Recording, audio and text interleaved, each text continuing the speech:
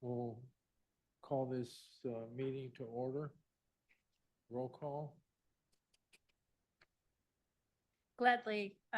Good afternoon, committee members, starting with Committee Member Martin. Here.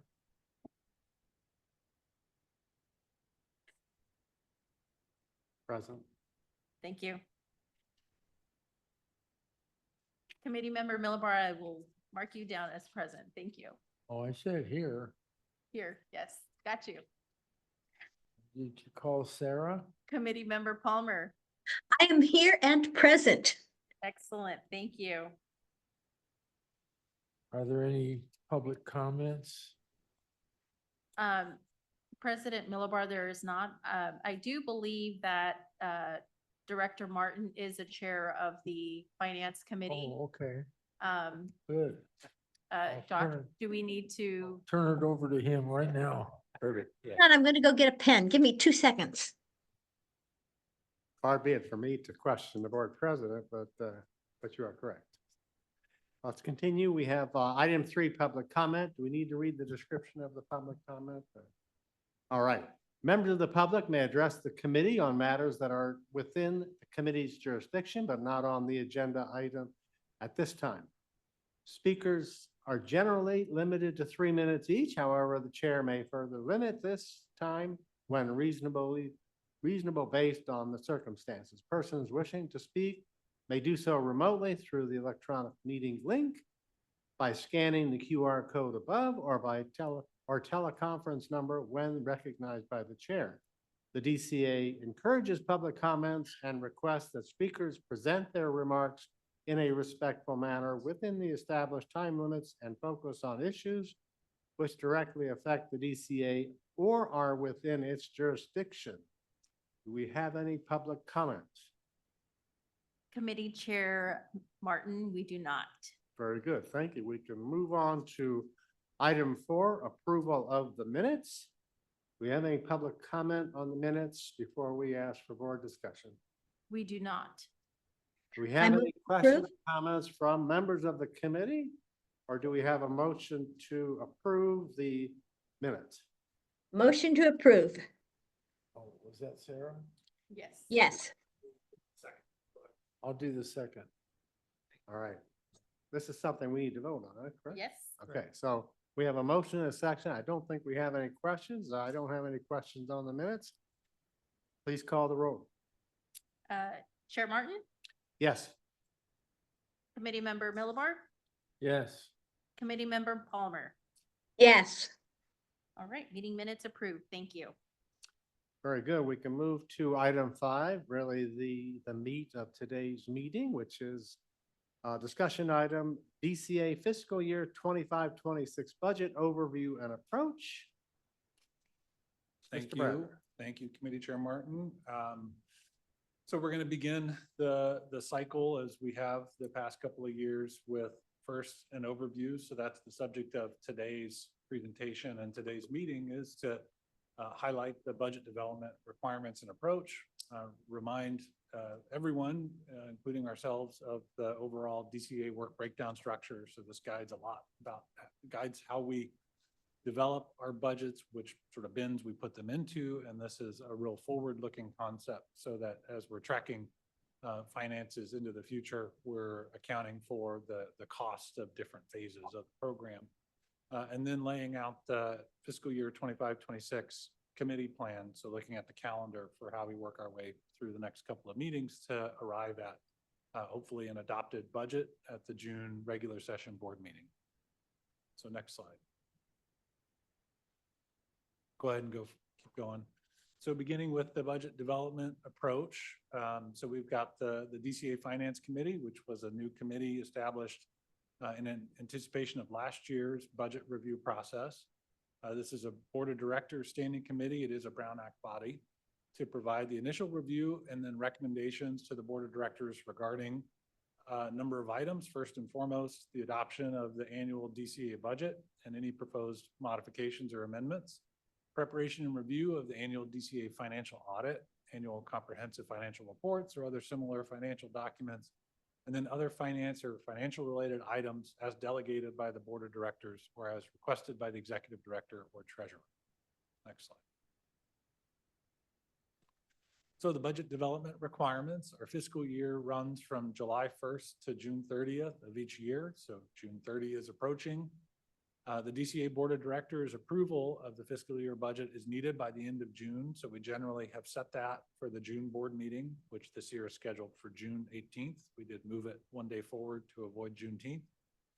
The joint exercise of powers agreement requires that the DCA provide the draft fiscal year budget to the DWR Delta Conveyance Office 60 days prior to adoption. So that's to give DWR the opportunity and their capacity as financial oversight to review the overall plans for the budget and provide any review comments they may have early in the process so that we're able to work through those prior to starting to daylight the budget and scope with the board of directors, first initially at the committee meeting in May and then later through committee meetings and final adoption.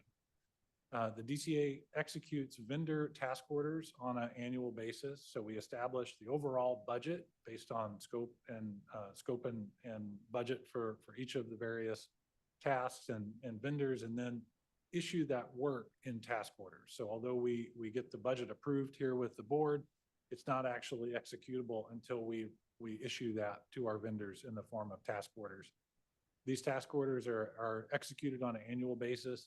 They're covered under generally master service agreement type arrangements, and those are multi-year contracts with maximum value amounts that are allowed. And so then we work underneath those master contracts to execute those task orders. The fiscal year budget and scope used to develop or used initially is also the basis for what we call the DCA annual baseline. So in the monthly report, we show that anticipated or that histogram plot with the cross-cutting cumulative expenditure line. That's based on the annual budget, based on the budget information that we collect from our vendors. We develop that plan for the year, and then as changes are occurring, we're measuring ourselves against that initial plan. And I think you've seen every year a similar output, which is we have this initial baseline plan, and then depending on what happens, largely it's been differences around geotech work and expectations around geotech. So far, for the 4 years I've been in position, we've come in under budget to the tune of 15 to 20% on average. Next slide. So a couple internal budgeting approach and expectations. So this is just really information that we convey to our vendors and to ourselves and work very closely to adhere to. So the billing rates that we use they may include the reimbursable. So this would be those expenses that are reimbursable under the DCA's reimbursement policy. For foreseeable travel expenses, we have worked with our vendors to include those items within their billing rates. And we allow initially for the account of escalation. We have to forecast that at the beginning of right now as we're developing the fiscal year, we have to account for what's likely to occur through the fiscal year. So we want to include some placeholders for that eventual escalation through the year. Remaining, so for the existing task order budgets that we have this fiscal year and the scope, it does not automatically roll over to next fiscal year. The way we approach this is at the end, and as we close out the task orders for a given fiscal year and start to ramp up the next ones, we're taking any remaining scope items that need to be finished from one task order, de-scoping them from the current year, moving them over to the next fiscal year and acknowledging if they're partially completed work, acknowledging what state they are moving over, and then establishing new metrics around due dates and costs associated with the balance of what needs to be completed. Similarly, any new items that are identified through the course of the year, of which there tend to be many, we can add those to task orders through a change management process. So this process that we're in right now creates a fixed budget and scope for the year. That's our baseline. Then we manage ourselves against that baseline and use the change management process to formally adopt any changes to the scopes and budgets of those task orders as we work our way through the year. We do use allowances. So this generally is held within the executive office under the unallocated reserve category. That the amount that we've tended to carry for past fiscal years has ranged anywhere between $750,000 up to about 2 million, depending on the uncertainty that we have in front of us, how much we think we should have available as unallocated reserve, and looking at the overall budget and evaluating the percent that we think is appropriate to hold in reserve. So our work breakdown structure, we have, these are the top line designations within the program. And I know that the table on the right-hand side is really not readable. It's not intended to be. What it's trying to communicate really by color are the three divisions. These are phases of the program. And so these are the first and highest level separations that we have. The current phases of the program that are open include the Program Management Office. That's a cross-organizational support function, and it is expected it started at the beginning of the current work, and it will continue through the end, through completion. So this is where Executive Office resides. This is where all of our communications work, sustainability, quality, risk, health and safety, all of that lies within the Program Management Office function. Program initiation. So this is associated with the permit support work. So this is where the engineering and field work initially resided within program initiation. As the permit phases close out, this program initiation phase will close out. So a couple of years from now, if the program moves forward, we'll be into what I would refer to as program delivery. And that program initiation phase will essentially wind down and close out. We have started program delivery right now. It's specifically targeting pre-design activities. Really, that's the geotech work, survey work. Now that there is a selected project alternative from the CEQA process, and we are shifting gears from a geotech data collection and survey mode, where initially we were looking at delta-wide conditions, supporting a wide range of alternatives. Now we're very focused on the selected alternative. Any geotech investigation work, survey work that we perform is really focused not only with supporting the continued permitting process, but also contributing to the overall delivery of the program.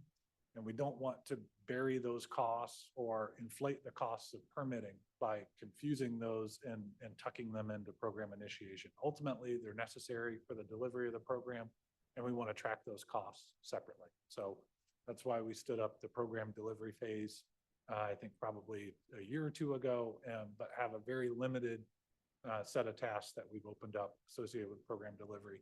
Ultimately, when we start procuring feature design teams to take over the final design of the various features, it would be within program delivery. Construction contracts would be within program delivery.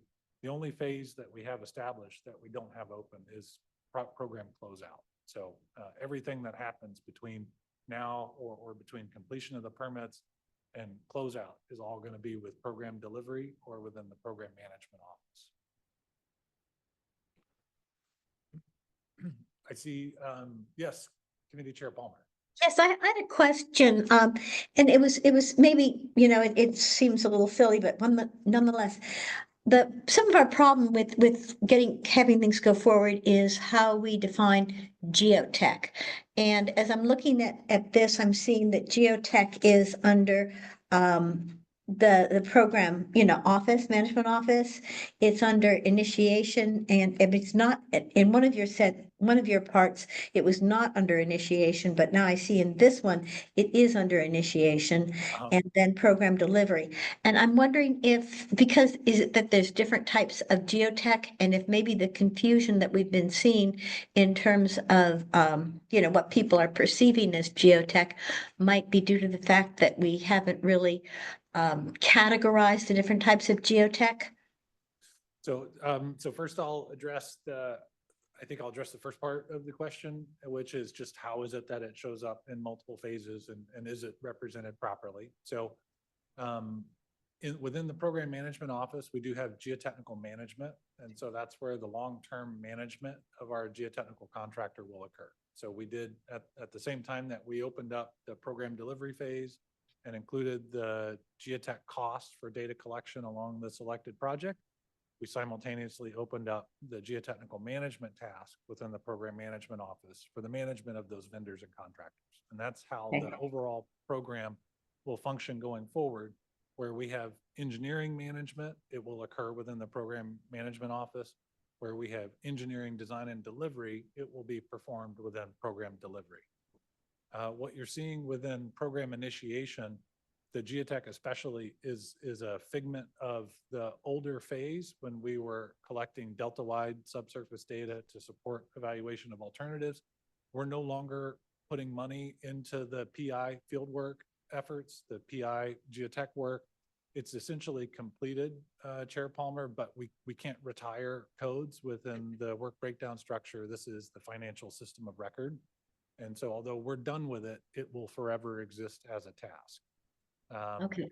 I think some of what you were mentioning, the confusion, and yeah, there are issues around geotech largely associated with related to SQL litigation, and I think I would probably ask counsel to speak to that, Josh, if you're ready.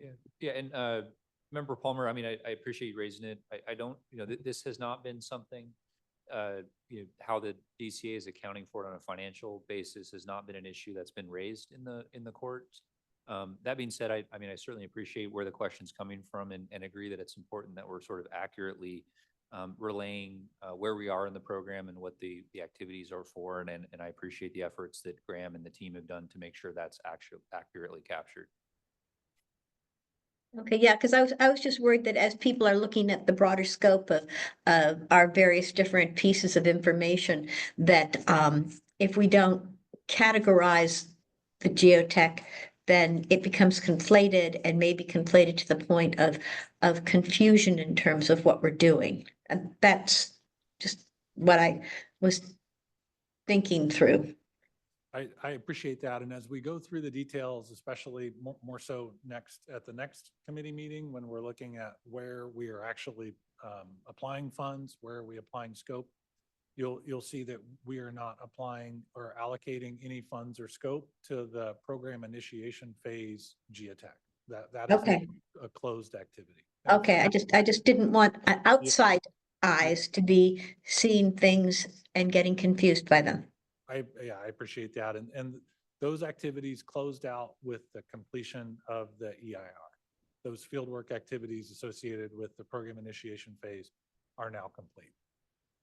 Can we make a note of that anywhere so that people can see that that's so? Sure. Like an asterisk and a little footnote or something? Yeah, absolutely. Claudia, would you make a note of that? When we continue to review this type of information in the next couple of committee meetings, Committee Member Palmer, we'll include that note. Thank you. Thank you. Okay.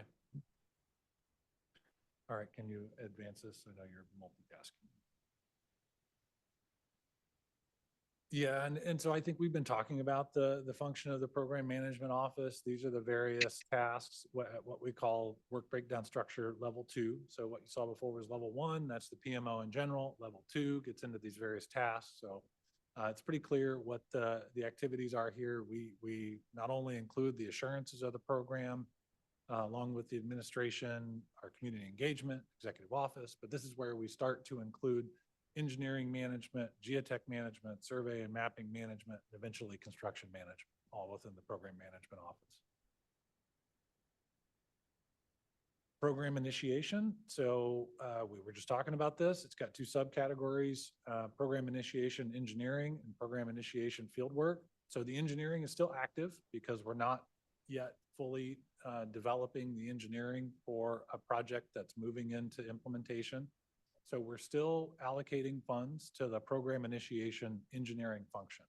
However, we are no longer allocating funds to the program initiation fieldwork function because that is now in program delivery.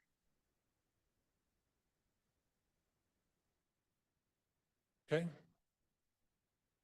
So program delivery, we've begun with a series of pre-design activities, which include the further evaluation of the preferred project, support ongoing permit activities, provide better definition of features and design criteria.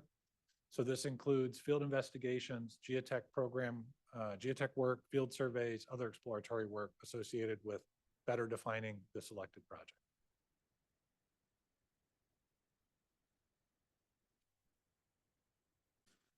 So we have multiple levels of budget information that we develop. We begin really down at level 4 with the very detailed master workbook information. So this is where we use the individual, sort of the traditional cost estimating approach to establishing individual rates, tasks, activities. All of that is defined in very great detail, and then it starts to roll up at various levels. We do share all of this information with the Department of Water Resources as part of their vetting and review. With the Finance Committee, we've tended to begin at level 3, which still provides a level of detail, and then work our way up from there, along with the task orders and other information. So beginning at the top, level 1, it's a summary, high-level view of the fiscal year budget. So this is last year's numbers. We had an overall budget of 43 million. You can see the major program phases identified: program management office, program initiation, program delivery. Underneath that, you've got the next level of information where we're starting to summarize and rolling up to the top level phase summaries. Level 2 breaks it down even further. So we start to get subcategories of information grouped underneath those level 2 designations. And so within the program management office, we then break down into level 2 or level PMO executive office. Then we start to drill in deeper: executive office management, which has further subcategories: general counsel, audit, treasury, human resources, undefined allowance. Yet again, deeper level. Here we start introducing the various vendors and the different. So one of the complexities here is that we have all of our budgets that come together based on individual vendors, and then we need to group and consolidate those vendor budgets into our WBS system, which takes a bit of work to consolidate those and translate what are essentially individual vendor task budgets into our WBS grouping of those budgets, so that we can understand what the total budget is and how it separates among the various vendors and activities.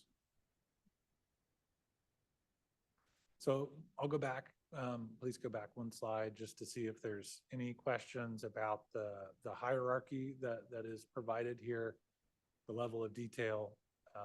We'll talk next about the schedule and delivery of materials to the committee, but I just wanted to pause here and see if there's any questions. I have a question. Go ahead, I have a Sarah. question. Yes. Okay, what it is I just wanted to ask, when you say undefined allowance, it's 1.8, so it's 1.8 million. What kind of things go under undefined allowance? So the undefined allowance, can you go back one, Claudia, where we showed? Yeah, the page undefined allowance? 16. It is truly undefined.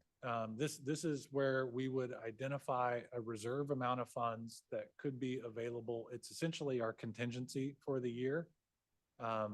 Just like with other, just like with a construction contract that has a contingency associated with it, you do expect to spend it, but you don't know exactly what it is. You're just anticipating that things are going to come up through the year that we didn't fully have defined at the beginning of the year.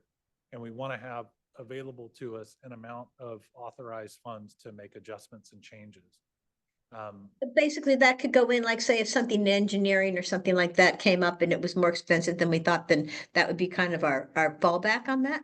That is correct. And this Okay. allows the board to adopt a budget that includes an unallocated, undefined allowance that we can then redistribute as appropriate through the year.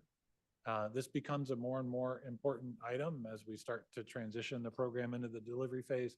An appropriate and management of undefined allowance will start to become something that we'll need a lot of board engagement on, because those are funds that can be assigned, but we need a lot of board engagement in order to do that. Right now, we're limited by a couple of different vehicles. For one thing, if this ends up being to support a new procurement, we have our procurement policy and limitations that would require board adoption for procurements over 250,000. They would also support potential sole source procurements, that sort of thing. They could potentially support augmentation to existing contracts for changes in scope. So there's different ways that we could potentially use this. to date, we really haven't had a need to tap too deeply into these. By the end of the year, what tends to happen is we access the undefined allowance early in the year as we've issued the initial task orders contracts. Maybe we identify a piece of work that we want to augment. But then as we go back to our mid-year reconciliations and start pulling budget back into the program from task orders, it tends to go into undefined allowance. And so we see that balance initially drop, and then it starts to rebuild, and in some cases even exceeds where we started at. That just has tended to be the pattern. So as we get into more and more complicated implementations and basically the delivery, then what happens probably that undefined allowance then becomes like I'm just trying to clarify that it just becomes like a kind of a reserve, and it might have to get larger than that 1.8. Correct. That is correct. Okay. And it's also important, thank you for the reminder, Claudia, but we have a rigorous change management process. So changes to budget and scope are managed by that process. So whenever there are any proposed changes from any of our vendors or from any of our identified managers, we start with first a review of the potential change, determine whether it represents a material change or if it's simply an administrative change. And we've got some pretty tight thresholds on how that's determined. If identified to represent a material change, it goes through our change control board, which includes representation from DWR as well as the DCA team, our program controls manager, chief engineer, myself, and then a representative from DWR. So we review all potential changes through that process. And as a result of that process, then may make changes to existing contracts, task orders, et cetera. Okay, thank you. Yep. Okay, keep going.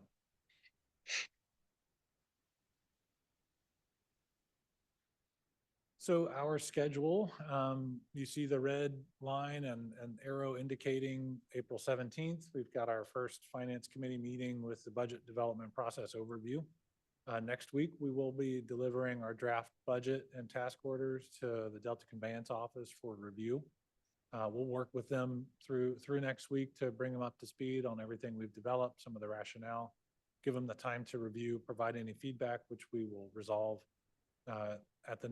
We've got our next finance committee meeting on May 21st, but prior to that, we'll share with you draft budget task orders for your own review as well. Then we have the public meeting on May 21st, getting into the details, finalize refinements to the draft budget, reconvene with the finance committee on June 12th to hopefully collect any final comments or prepare the committee to recommend to the board adoption of that budget on June 18th. So in the meantime, we have been working on this since February. That tends to be our startup where we lay this process out, start to work with all of our vendors to collect scope and budget items, refine those, and then have an official internal kickoff usually in March. So we're about a month and a half into the process now, and preparing to share that draft budget and task order scope with DWR next week.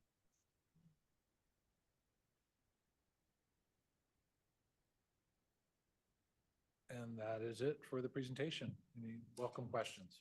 Okay, before we open it up to the other committee members, let me just kind of refresh my thinking for you, for anybody listening.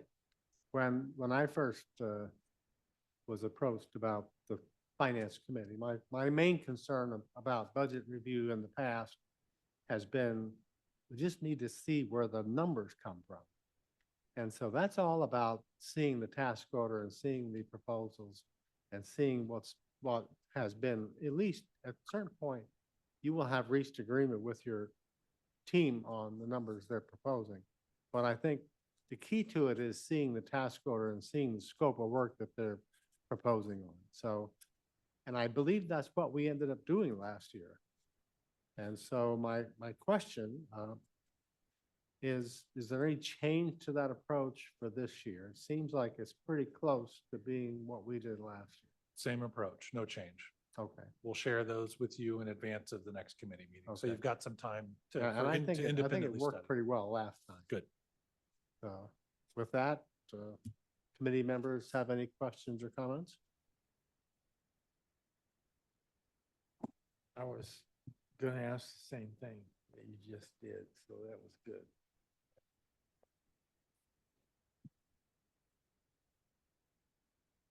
You took care of me along the way, so thank you. Thank you, Sarah. Um, So I think this is a good overview. This tells us where we're going. This tells us where the numbers are going to come from. Obviously, it's different work than we did last year, so it's going to look a little different. But appreciate the staff making the presentation tonight, and I think we're good to go. Thank you very much. And I do, as we work our way through, this is our second year with the process. We're probably going to identify refinements. It may be a little out of sequence, but I'm sure that it will work out fine. We're going to lay out that couple of year plan, which I think will shed a lot of light on the scope and budget. So you're actually going to look at the task orders before you see the plan.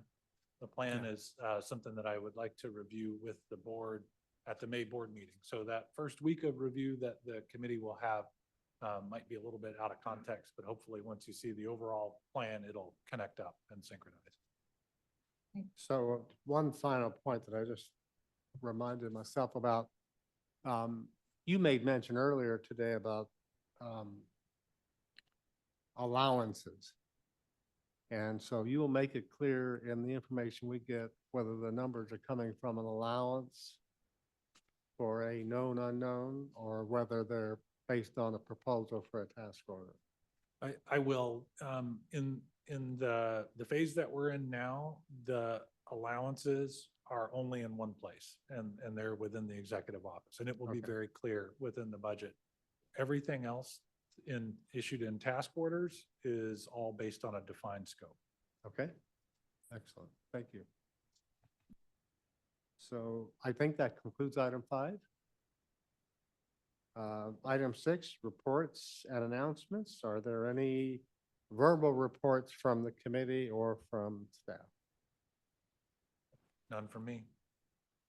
Seeing none, we can move on to item 7, adjournment. And thank you very much for making your presentation today, and we are adjourned. Thank you. Hey, happy Easter, everybody. Thank you.